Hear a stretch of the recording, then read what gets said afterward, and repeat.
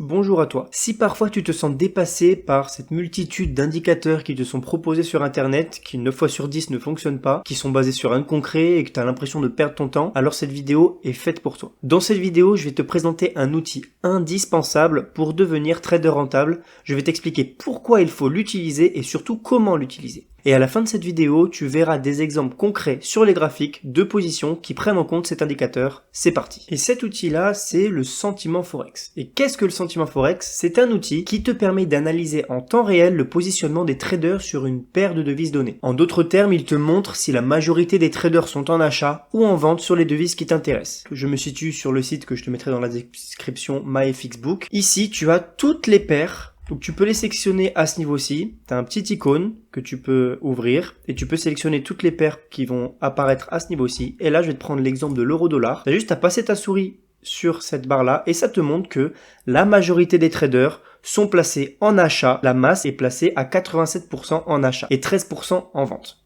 On va voir tout à l'heure comment utiliser cette information à notre avantage. Et tu vas sûrement te demander comment le site fait pour avoir les informations des traders. Tout simplement en achetant l'information en provenance de différents brokers présents sur le marché, qui contre rémunération bien sûr, proposent de fournir toutes les informations de placement de leurs clients. Avec ces millions d'informations achetées à différents brokers partout dans le monde, les données vont être analysées puis affichées en temps réel sur le site MyFXBook. Comment utiliser cette information de la meilleure manière? Premièrement, la chose la plus importante à comprendre et à faire, c'est de ne jamais suivre la masse. Faut savoir que 95% des traders perdent de l'argent et ne sont pas rentables. Si tu te places par exemple en achat sur euro-dollar alors que 95% des traders perdants achètent aussi euro-dollar, tu te doutes bien que tu es dans le même sens que la majorité des gens qui perdent et que ton trade a très peu de chances d'aboutir à un gain. Pour les plus sceptiques d'entre vous, je vais vous montrer un exemple concret. En cliquant sur euro-dollar, tu vois ici c'est un lien cliquable, tu vas atterrir sur cette page et par exemple, on peut voir quand la zone rouge est au-dessus de la zone verte, c'est que la masse est majoritairement en vente. Et lorsque là, tu vois ici, tu as une jonction, la zone verte repasse au-dessus, c'est-à-dire que la masse repasse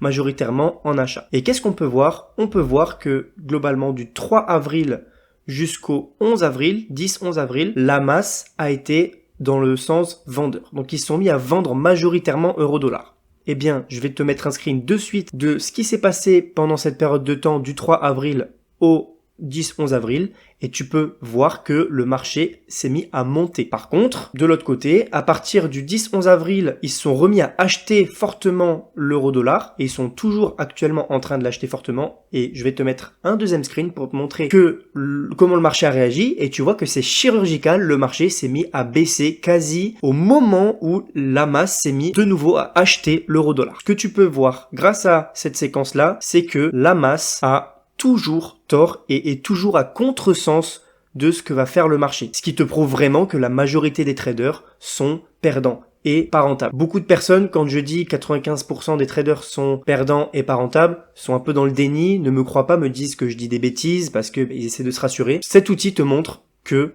réellement, la majorité des traders, la grande majorité des traders perdent de l'argent parce qu'ils sont toujours à contresens tout simplement. Tu l'auras donc compris, pour tirer le plus possible profit de cette information, il faudra toujours que ta décision finale soit à l'inverse du placement de la masse. En d'autres termes, si tu veux acheter le marché, assure-toi que la masse le vende. Et si tu veux vendre le marché, assure-toi que la majorité des traders achète le marché. En agissant comme ça, tu augmentes fortement tes probabilités d'avoir la bonne direction sur ton trade. Et si tu veux comprendre comment bougent réellement les marchés et pourquoi la masse a toujours tort, si tu veux vraiment une explication derrière tout ça, je t'invite à regarder une vidéo que j'ai sortie il y a quelques temps qui s'appelle Comment bougent réellement les marchés. Tu auras toutes les informations sur le pourquoi du comment le marché bouge comme ça et pourquoi 95% des traders sont à la ramasse et toujours placé au contraire de la réalité. Petit disclaimer, cet outil qui analyse le placement de la masse peut être un atout précieux pour toi afin que tu puisses enfin devenir rentable, mais cependant, il est important de garder à l'esprit que l'outil n'est pas magique. Il ne suffit pas d'entrer bêtement à l'inverse de la masse pour gagner de l'argent. Il faut également trouver le bon timing sur les marchés et utiliser ta capacité d'analyste technique et graphique pour prendre le trade au bon moment. Si tu souhaites avoir un indicateur qui te permet de gagner à coup sûr en le suivant sans devoir effectuer un travail d'analyse, je suis au regret de te dire que c'est peine perdue et que ça n'existe pas. S'il suffisait de suivre bêtement une série d'indicateurs pour gagner de l'argent en trading, tout le monde le ferait et tout le monde serait millionnaire. Personne se leverait le matin pour aller travailler. Il faut retourner à la réalité et comprendre que pour devenir un trader rentable, c'est énormément de travail, de sacrifice et que ce n'est pas à la portée de tout le monde. La preuve, 95% des gens perdent leur argent sur les marchés. Ça prouve bien que c'est pas aussi simple que de suivre une série d'indicateurs comme te le présente tout le monde sur YouTube.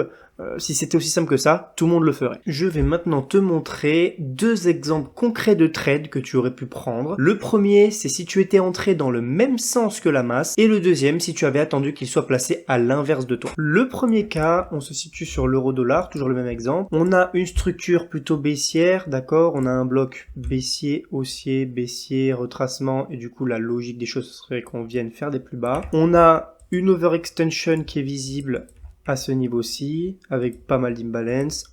Le flux semble s'être inversé, d'accord? Donc si tu comprends pas tous les termes que j'utilise dans la vidéo pour cette analyse technique, c'est totalement normal. Ce sont des termes que j'explique dans mon école en ligne. Si tu es intéressé, tu as le lien dans la description, tu as le lien de mon école en ligne qui se situe sur Discord. On serait très content de t'y retrouver.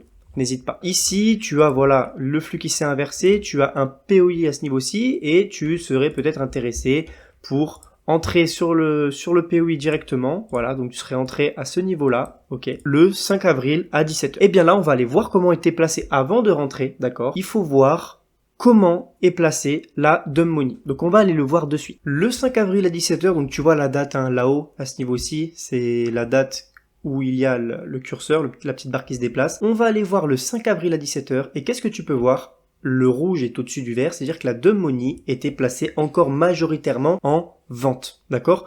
Donc, sur ton graphique, tu voulais vendre, et donc du coup, tu étais dans le même sens que la masse. Et donc du coup, on va voir de suite comment ce trade s'est terminé si tu étais rentré dans le même sens que la masse. Et voilà, si tu étais rentré dans le sens de la masse, à ce niveau-ci, le 5 avril à 17h, comme on l'a vu, eh bien, tu aurais eu ton trade qui aurait stagné et qui aurait fini par venir te sortir. Ça aurait été un trade perdant, d'accord? Et maintenant, on va voir un autre exemple sur le même biais, d'accord? On a toujours en tête que l'order flow va venir faire des plus bas. On retrouve ce que je te disais tout à l'heure, qu'il suffit pas de rentrer bêtement comme ça dans le sens inverse, il faut quand même avoir le bon timing, avoir fait une analyse.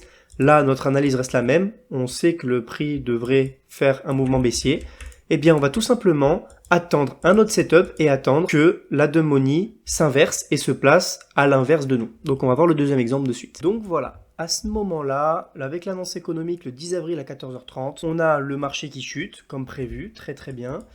Bon, par expérience, et comme je l'apprends à mes élèves, il n'y a aucune raison que le prix y vienne retracer toute cette imbalance-là et revenir dans le bloc institutionnel sans venir au moins atteindre l'order flow qu'on a vu précédemment. Donc du coup, on peut aisément continuer à venir vendre jusqu'à l'order flow, d'accord?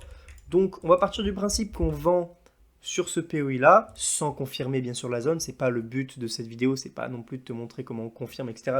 Je ferai du hors sujet, c'est vraiment pour te montrer des exemples. À ce moment-là, le prix revient sur un POI à ce niveau-ci, M15, d'accord? Et toi, si tu veux rentrer sur le POI M15 et vendre pour venir chercher l'order flow qu'on a vu auparavant, plus haut time frame, c'est possible, d'accord? C'est un trade qui est prenable, mais tu veux d'abord vérifier comment est placée la masse, la dumb money. Et bien là, on va aller voir le 10 avril à 16h15, comment est placée la dumb money. Si jamais elle est passée de acheteuse à vendeuse, de vendeuse à acheteuse, pardon, c'est bon, tu vas pouvoir vendre. Parce que si jamais tu veux vendre, n'oublie pas, il faut toujours être à l'inverse de la masse, et donc du coup, il faut que la masse soit acheteuse. On va aller vérifier ça de suite. Et voilà, à ce niveau-ci, c'est chirurgical. Tu vois que dès que le marché se met à devenir vendeur, la masse se met à acheter. Et qu'est-ce qu'on voit? Le 10 avril à 16h15, le vert est bien au-dessus du rouge, la dumb money s'est bien mise à acheter massivement, elle est passée majoritairement en achat, donc prendre une vente est correct. Et du coup, on va aller voir comment s'est déroulé ce trade où tu as pris ta décision à l'inverse de la dumb money. Et donc du coup, forcément, ça se passe de suite mieux quand on rentre à l'inverse de la dumb money. On voit que le trade a duré quand même assez longtemps. À l'échelle du M15, là, le trade, il a duré 21 heures.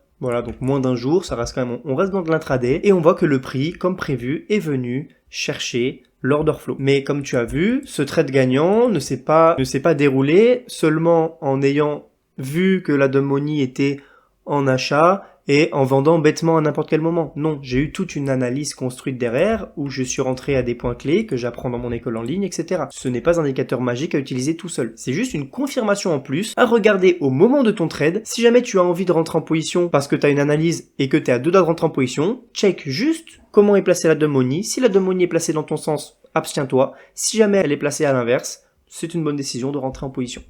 Donc voilà, tu as eu deux exemples opposés qui te montrent que la majorité du temps, de toute façon ça va se passer comme ça, hein, je t'invite à aller voir sur tes graphiques, hein, à regarder un petit peu toi-même. La majorité du temps, quand la dumb money est placée en vente, le marché monte, et l'inverse, quand elle est placée en achat, le marché descend. Il existe d'autres petites astuces à utiliser avec cet outil pour booster tes performances. Je l'apprends aux élèves de mon école en ligne, le lien est dans la description si ça t'intéresse. Si tu veux en savoir plus, n'hésite pas à nous rejoindre. J'espère que cette vidéo t'a plu. Si oui, n'hésite pas à me le faire savoir en laissant un j'aime sur la vidéo et un petit commentaire. C'est toujours cool, je serai ravi de te répondre. Et quant à moi, je te dis à très bientôt pour une nouvelle vidéo sur le trading. Ciao ciao.